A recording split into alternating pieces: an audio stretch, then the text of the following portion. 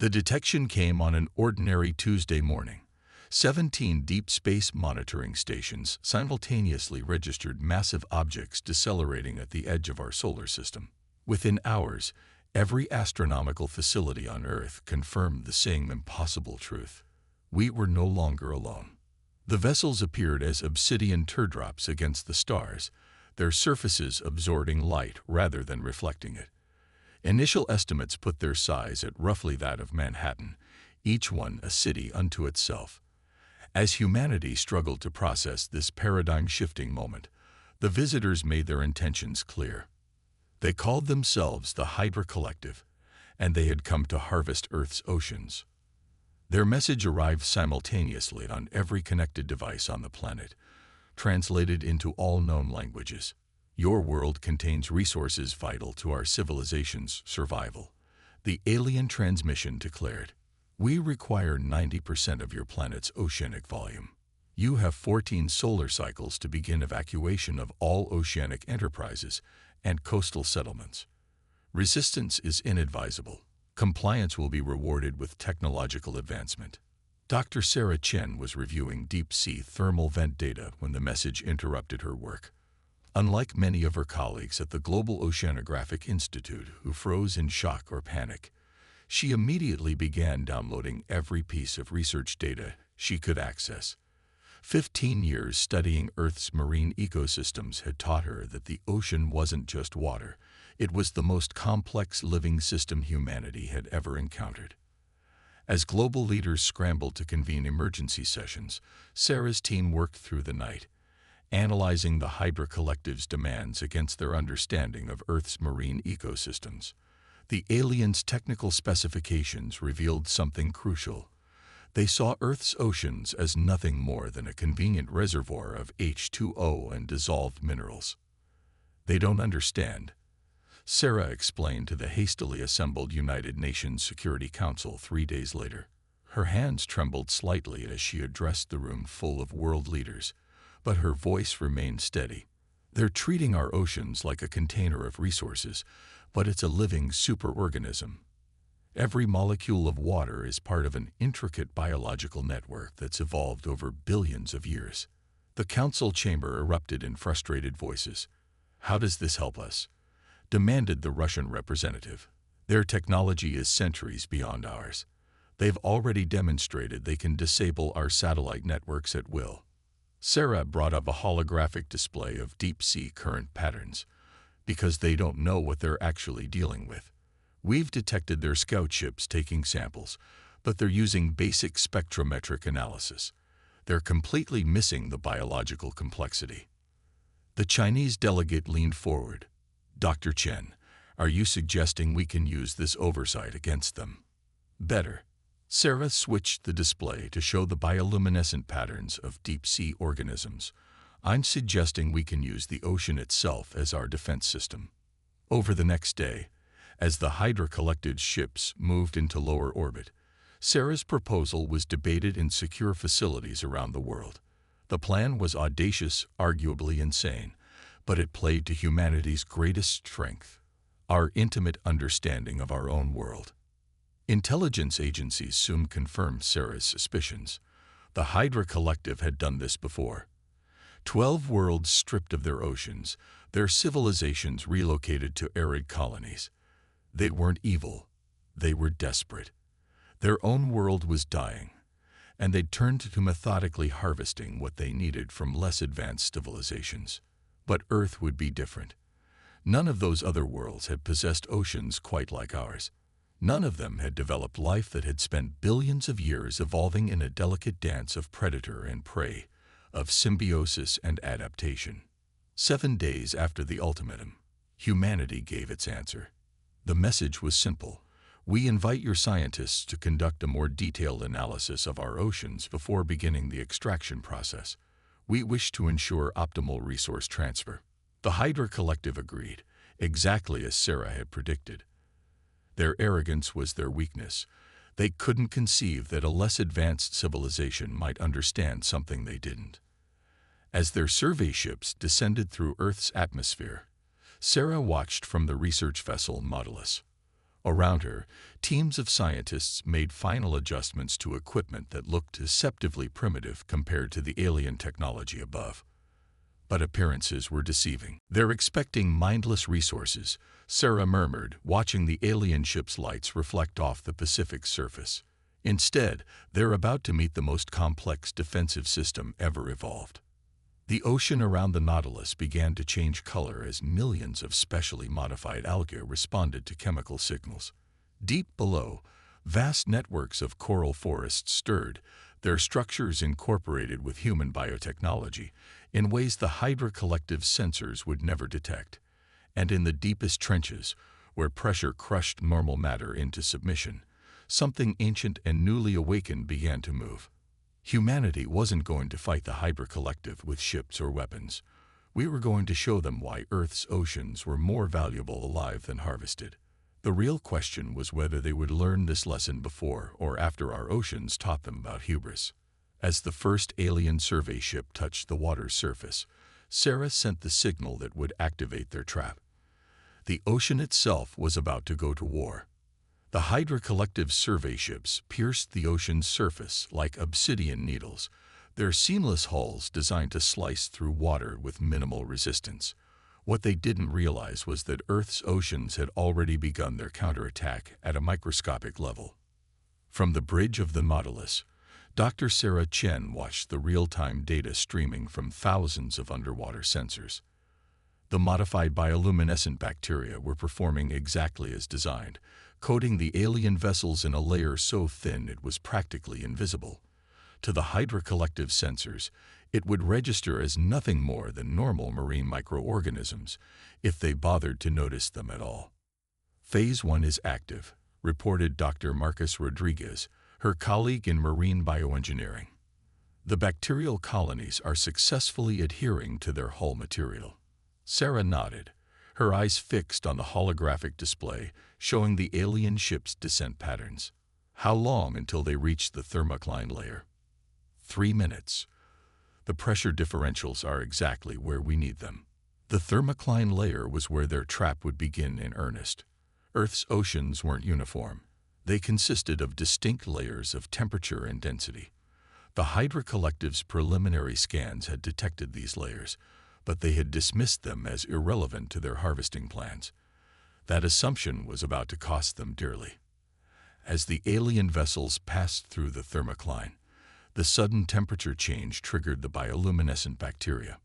Millions of microscopic organisms began emitting precisely tuned frequencies of light and sound, creating a complex interference pattern that played havoc with the aliens' sensory systems. The effect was immediate. The survey ship's precise formation began to waver as their navigation systems struggled to compensate for the seemingly random noise. But this was just the beginning. "Launch the biomimetics," Sarah ordered. Deep beneath the surface, specially designed submarines began moving toward the confused alien vessels. But these weren't traditional military submarines. They were the product of decades of research into biomimetic engineering, vessels that mimicked the form and function of marine life. Some took the shape of giant squid, their outer hulls composed of artificially grown chromatophores that could change color and pattern instantly. Others moved like schools of tuna, their surfaces covered in synthetic scales that could redirect water flow for instant maneuverability. Each one was a masterpiece of bioengineering, combining humanity's understanding of evolution with our technological innovation.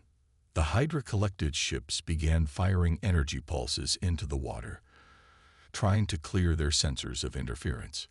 But water absorbed and diffused their energy weapons in ways their previous encounters hadn't prepared them for. Earth's oceans were far denser than the liquid reservoirs they had harvested from other worlds. "They're attempting to establish a communication grid," Marcus reported, monitoring the alien signals. "But the coral network is already in place." The coral network was perhaps their most ambitious defense. Over the past decade, scientists had been secretly modifying deep-sea coral structures, enhancing their natural electrical sensitivity, and linking them into a vast organic communications web. Now, as the alien ships tried to coordinate their efforts, These living antennas began broadcasting their own signals, creating a cacophony of bioelectric interference. Sarah watched as the alien vessels began to separate, each one trying to find clear channels through the increasingly hostile environment. "They still think this is a natural phenomenon," she observed. "Their arrogance is working in our favor." The biomimetic submarines moved into position, using the coral network to coordinate their movements. Unlike traditional military vessels, these machines were virtually indistinguishable from marine life to anyone who didn't know exactly what to look for. They began emitting low-frequency sounds that mimicked whale songs, but carried encoded data that further disrupted the alien sensors. Suddenly, one of the alien ships fired a more powerful energy burst, momentarily clearing its immediate vicinity of interference. Its sensors finally detected one of the biomimetic vessels. "They've spotted the Leviathan," Marcus announced tensely. Sarah allowed herself a small smile. "Good. Let's show them what it can do." The biomimetic submarine, coded Leviathan, was their largest creation. Modeled after the blue whale, but enhanced with technology derived from studying deep-sea creatures, it was about to demonstrate why Earth's oceans had produced some of the most efficient predators in the galaxy. As the alien vessel prepared to fire again, the Leviathan's synthetic skin began to ripple. Thousands of microscopic channels opened, mimicking the pressure reduction system of shark skin.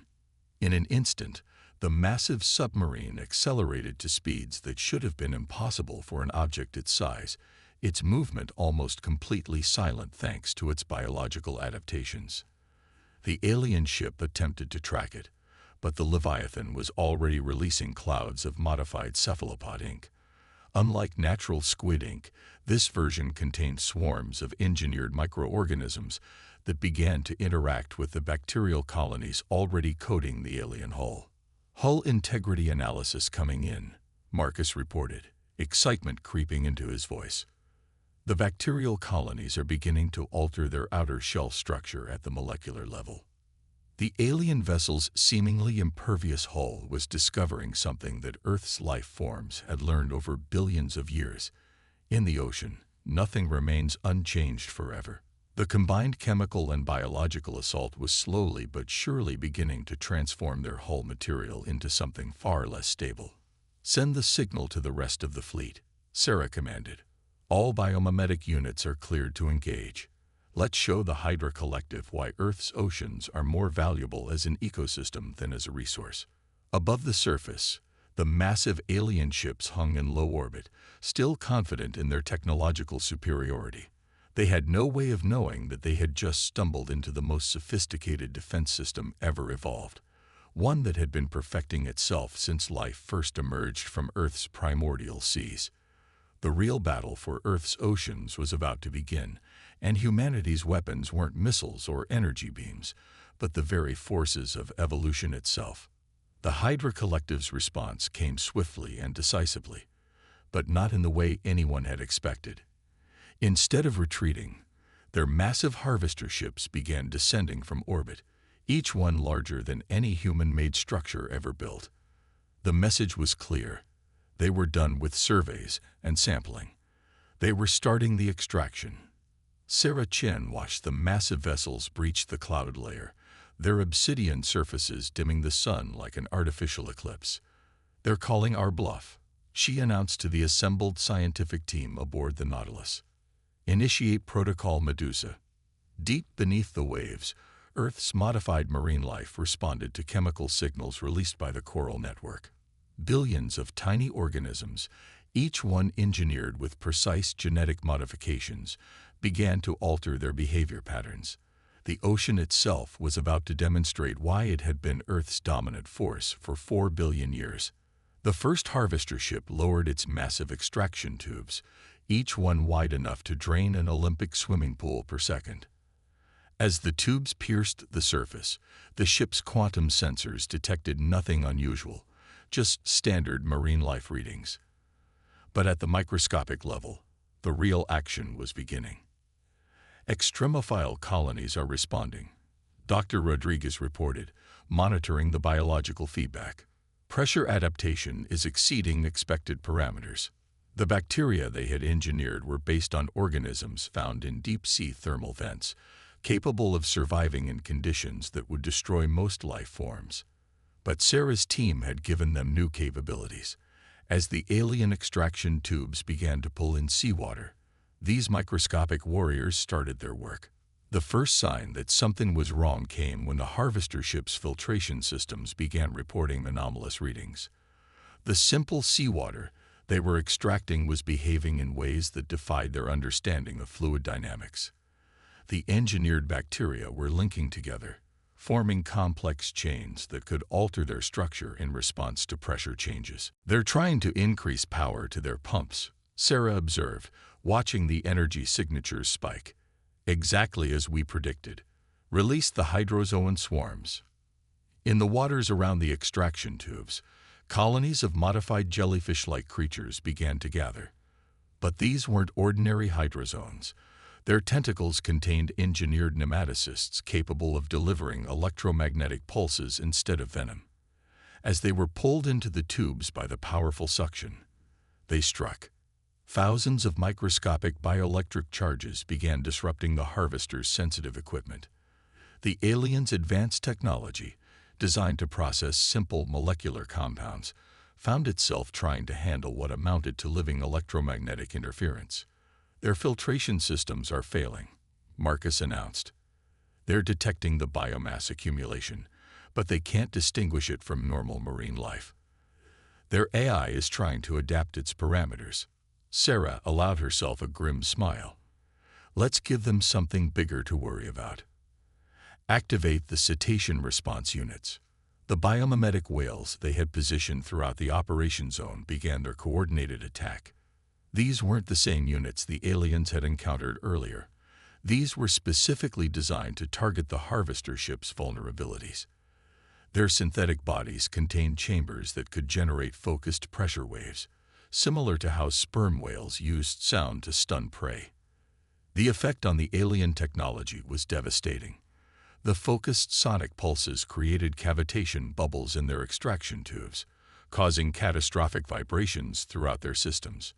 It was like trying to drink through a straw while someone repeatedly squeezed and released it. But the Hydra Collective wasn't easily defeated. The harvester ship launched swarms of repair drones, each one designed to clear blockages and repair damage. However, these drones encountered something they had never been programmed to handle: coordinated resistance from the ocean itself. Swarms of modified plankton, their biological processes enhanced with synthetic components, began attaching themselves to the repair drones. These microscopic organisms carried engineered viral loads that began rewriting the drone's external coding at a molecular level, turning their own protection systems against them. "They're pulling their drones back," Marcus reported, "but the molecular degradation has already begun. The virus is spreading through their maintenance systems." The harvester ship's attempts to sterilize its systems proved futile. The engineered viruses weren't alive in any way their technology could recognize. They were hybrid structures, part biological, part synthetic, designed specifically to exploit the aliens' molecular technology. Suddenly, the massive ship began to lift, its extraction tubes retracting. Similar scenes were playing out across the ocean as other harvesters encountered the same biological resistance. The Hydra Collective was discovering that Earth's oceans weren't just a resource to be harvested. They were a weapon system 4 billion years in the making. "They're retreating to higher altitude," Sarah noted, watching the massive ships ascend. "But they haven't left orbit. They're regrouping." "Should we stand down the biological responses?" Marcus asked. Sarah shook her head. "No. They needed to learn that our oceans aren't just water and minerals. Now we need to show them why this ecosystem is more valuable to them intact than harvested."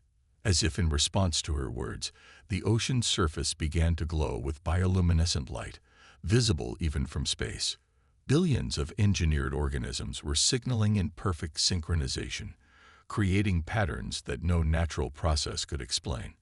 It was humanity's message to the Hydra Collective, written in living light. "This ocean is alive, and it has already evolved defenses you cannot overcome." The real question was whether the aliens would understand the message, or if Earth's oceans would need to demonstrate even more of their newly enhanced capabilities. Above, the harvester ships hung in the sky like mechanical storm clouds, their next move uncertain.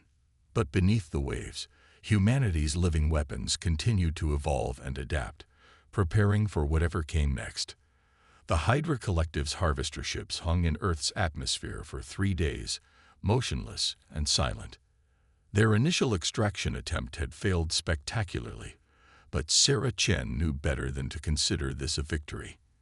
In those 3 days, the aliens were undoubtedly analyzing every piece of data they had gathered about Earth's unexpected defenses. "They're coming back," she announced to the Global Defense Council, gathering virtually from secure locations worldwide. "But this time, they'll be ready for our biological countermeasures." The Council's screens showed the alien ships beginning to descend once again. This time, their formation was different. They were moving in a spiral pattern that would create a massive vortex in the ocean, potentially disrupting the coordinated responses of Earth's engineered marine life. But Sarah and her team had anticipated this. "Initiate Protocol Prometheus," she commanded. Deep beneath the waves, something unprecedented began to occur. The modified coral networks, which had been serving as their communication system, started to move. Decades of research into corals' little understood ability to manipulate calcium structures had led to this moment. Entire reefs began to shift and grow, forming massive organic structures that could redirect ocean currents. Coral lattice deployment at 60% and rising, Marcus reported, monitoring the biological feedback. The polyps are successfully incorporating the metallic nanostructures. The alien ships initiated their vortex-generating technology, creating massive whirlpools in the ocean below. But instead of disrupting Earth's defenses, they found their energy being channeled and redirected by the living architecture growing beneath the waves. The coral structures weren't just passive barriers. They were dynamic systems that could adapt their shape and density in real time. "They're scanning the coral formations," Sarah noted, watching the alien energy signatures.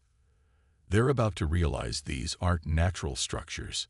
The moment of recognition was obvious. The harvester ships suddenly ceased their vortex generation and began emitting powerful energy beams, attempting to destroy the coral networks. But this was exactly what Sarah's team had prepared for. "Release the symbiotes," she ordered. From specially prepared chambers in research stations worldwide, swarms of engineered organisms were released into the ocean. These creatures were humanity's masterpiece of bioengineering, synthetic life forms that combined the best attributes of multiple marine species. They had the regenerative capabilities of starfish, the distributed intelligence of octopi, and the electromagnetic sensitivity of sharks.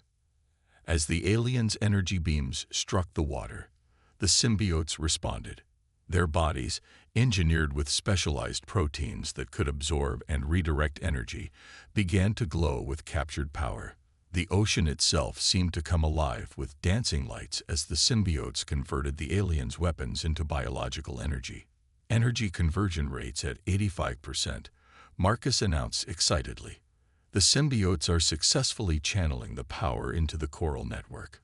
The Hydra Collective's attack had just become fuel for Earth's defense. The coral structures, energized by the redirected power, began growing at an accelerated rate, forming massive underwater architectures that could manipulate ocean currents with unprecedented precision. But the aliens weren't finished. Their ships deployed what appeared to be massive nets made of energy fields, designed to trap and isolate sections of the ocean. It was a sophisticated attempt to divide and conquer Earth's coordinated marine defense system. Sarah had expected something like this too. "Activate the whale song protocol," she commanded. The biomimetic whales they had held in reserve began emitting complex patterns of low-frequency sounds. These weren't attacks like their previous sonic pulses. These were communication signals that traveled through the aliens' energy nets as if they didn't exist. The sound patterns carried encoded instructions to the smallest engineered organisms in the ocean. Suddenly, the billions of modified bacteria coating the alien ships began to change. The energy nets had been designed to isolate large sections of water, but they couldn't stop microscopic life forms from continuing their molecular assault on the aliens' technology. Hull degradation accelerating, Marcus reported. The bacteria are successfully adapting to their countermeasures. One of the harvester ship's energy nets began to flicker and fail as its projectors were compromised by the bacterial attack. In response, the ship tried to raise its shields, but the microscopic invaders were already inside its systems, multiplying and evolving faster than the aliens' technology could adapt. "They're powering up their main drives," Sarah observed, watching the energy readings spike. "But not to retreat this time. They're preparing something big." The lead harvester ship began to transform, its surface shifting to reveal massive machinery previously hidden within its structure. It was about to deploy some final, desperate measure to overcome Earth's defenses. But at that moment, something unexpected happened. The ocean itself began to change color, not from any human-engineered response, but from the natural marine life that had been watching and learning from the modified organisms. Earth's native species, guided by billions of years of evolution, had begun to mimic and enhance the defensive strategies they had observed. "The natural ecosystem is adapting," Sarah whispered in awe. "It's incorporating our engineered changes into its own evolutionary responses."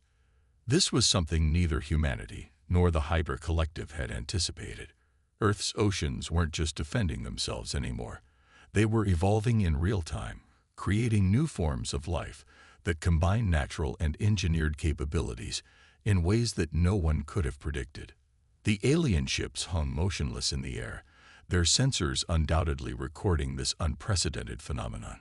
They had come to harvest a resource, but instead they had discovered something far more valuable. An ecosystem so resilient and adaptable that it could transform their weapons into tools for its own evolution.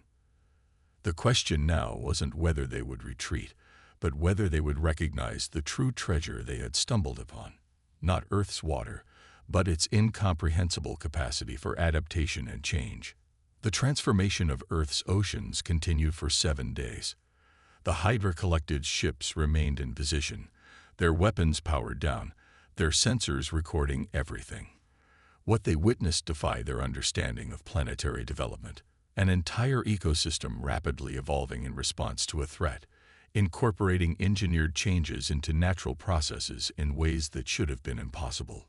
Dr. Sarah Chen stood on the deck of the Nautilus, watching bioluminescent patterns ripple across the waves. The light shows weren't just beautiful. They were a visible manifestation of the ocean's new neural network, a blend of human bioengineering and natural evolution that had created something unprecedented in the galaxy. "We're receiving a transmission," Marcus announced, his voice tense with anticipation. "It's different from their previous communications." The message that appeared on their screens wasn't an ultimatum this time. Instead, it was a request for dialogue, marked with something the translators interpreted as scientific curiosity. The Hydra Collective had never encountered anything like Earth's oceans in all their centuries of harvesting worlds. "They want to know how we did it," Sarah realized, reading through the technical queries. "They want to understand how we merged our technology with natural evolution." The truth was, humanity hadn't entirely planned for this outcome. They had engineered the initial defensive organisms, yes, but the way Earth's native species had adopted and improved upon these modifications was beyond anything they had anticipated. The ocean itself had become a vast laboratory of accelerated evolution.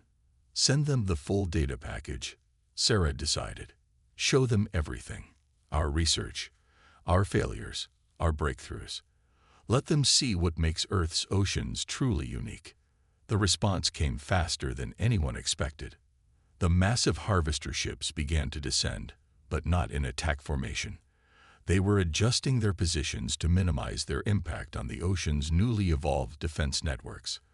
From their hulls emerged smaller vessels, clearly designed for scientific observation rather than resource extraction.